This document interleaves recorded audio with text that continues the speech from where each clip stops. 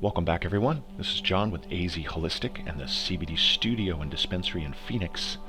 Wanted to do a quick video for people who are suffering from migraines and how CBD can help in many ways. So let's go ahead and get into it. Some of the causes that contribute to migraines, and there are many of them, many different factors can contribute, but pretty much the number one issue is gut issues. A lot of people don't realize that the gut controls the brain, and the functions within the brain are linked to the gut. Additionally, stress, dehydration, nutrient deficiencies, hormonal imbalance, menopause in women, very common when they get migraines and headaches, thyroid condition or thymus gland, and the hippocampus regulation. So we're going to drill down on these a little bit here for you. With regard to gut issues, most headaches are caused by the gut. Antibiotics destroy good gut bacteria. So most people on antibiotics realize or notice that they always have issues with the stomach or the gut after being on them or during being on them. Prescription medications also alter gut microbes. Most people that are consistently on prescription medications will find that they are constipated. People that come into the store are constantly telling us that they want CBD to help regulate the gut and loosen the stools. Now, food sensitivities is a very unique topic, and not a lot of people know much about it. But if you just Google food sensitivities, research foods to avoid for your blood type, a lot of people are not aware that your blood type, whether it's O positive or O negative or type AB blood, there are certain types of foods you should avoid eating for your blood type. So these are considered food sensitivities and not food allergies. They just create subtle sensitivities in the gut and slowly over time become chronic. Okay. Additionally, as we talk here in the store to everyone that walks in, processed meats, cheese, along with glyphosate in many wheat and corn-based products will cause migraines. So if you're having chronic migraines, stop consuming dairy and cheese to start. It's a good place to begin. Now we'll move on to the next slide. In migraines, stress can cause acute and chronic changes in the certain brain areas, which can cause long-term damage. These stress hormones will hinder the hippocampus from receiving enough energy by diverting glucose levels to surrounding muscles, creating pain and inflammation. Stress affects many memory functions and cognitive functions of the brain as well. Dehydration. Research is conflicting on the long-term effects of dehydration on the brain. However, we do know that dehydration and the loss of sodium and electrolytes can cause acute changes in memory in the brain, as well as attention, and can cause pain. So make sure you're hydrated, especially if you live in Arizona, where a lot of people tend to become more dehydrated. Let's discuss what side of the brain the pain is coming from.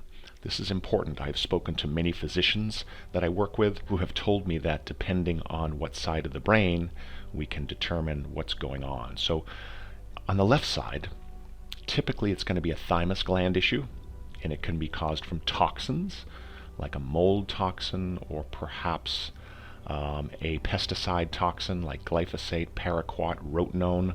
They get in the brain and they cause disruption and create neuroinflammation. Now on the right side of the brain, if that's where we're having the pain, it's typically going to be a thyroid problem or a thyroid imbalance or even potentially hippocampus in the brain. So let's take a look at those. The thymus gland is a small organ behind the breastbone that plays an important function both in the immune system and the endocrine system of the body. Through the thymus, it begins to atrophy. As the thymus begins to decay or atrophy during puberty, it affects and works on the T lymphocytes to fight infections for your entire life. So it's otherwise known as T cells. So these T cells are very important in fighting off infection. So a T cell is a type of lymphocyte white blood cell. It plays an important role in the immune system by attacking virus-infected cells. foreign cells or pathogens, as well as cancer cells.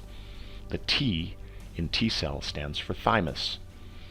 Okay, the T cells originate in the bone marrow, and the thymus is where the T cells mature, okay, over time.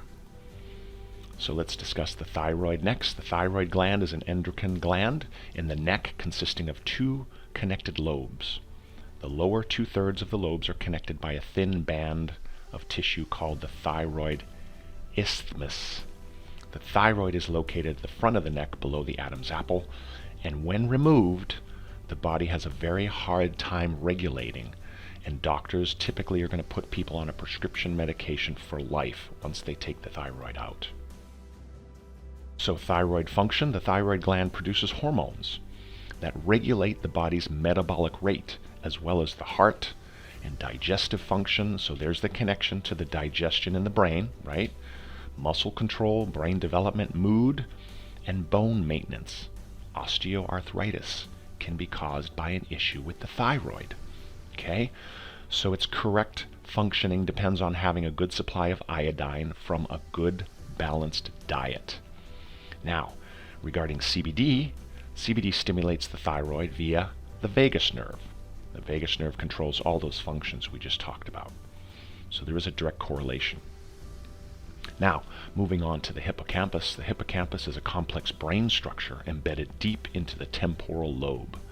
It has a major role in learning and memory. It is a vulnerable structure that gets damaged by a variety of negative stimuli, including negative food, toxins, including stress. The hippocampus is located under the cerebral cortex and the allocortex, and in primates, it's in the medial temporal lobe. So, we did some research, and there's some good indicators from NCBI. We noticed here that the NCBI study on migraines and the hippocampus region of the brain can be found at this link. If you go to NCBI or just search NCBI, hippocampus, and CBD, you will get some good reports on some of the data on how CBD is influencing this region of the brain. Okay, and ultimately CBD for balance. Okay, we talk a lot about this with our clients over the phone and in the store. Due to the many modulatory benefits of various cannabinoids, including CBD, as well as CBG and CBN, they have a proven influence over the vagus nerve, which has control over numerous regulatory functions. The vagus nerve, if you're not familiar, controls about 30 different functions in the body and brain, and these are very important functions. So if you do choose to start CBD, okay, always start with a low dosage, around 5 to 10 milligrams per day, and slowly increase your dose every 3 to 5 days until your condition begins to improve. This is how you slowly titrate and find your specific dose for your body. Never start your protocol on a high dose of CBD at first, okay? And finally, remember, there is no specific special CBD for migraines. Remember, CBD or cannabidiol is one of many specific molecules found in many plant species, including cannabis, hemp, and certain species of hops, as well as flax. So CBD, CBG, and other cannabinoids have modulatory benefits to all mammals who share these same receptors. So always seek out high-quality lab-tested CBD products, and make sure you consult your physician, your primary care physician, if you are under a medical doctor's care. Okay? Thanks so much for watching. We appreciate all our customers' loyalty. Feel free to share this if you find value in it. Thanks so much.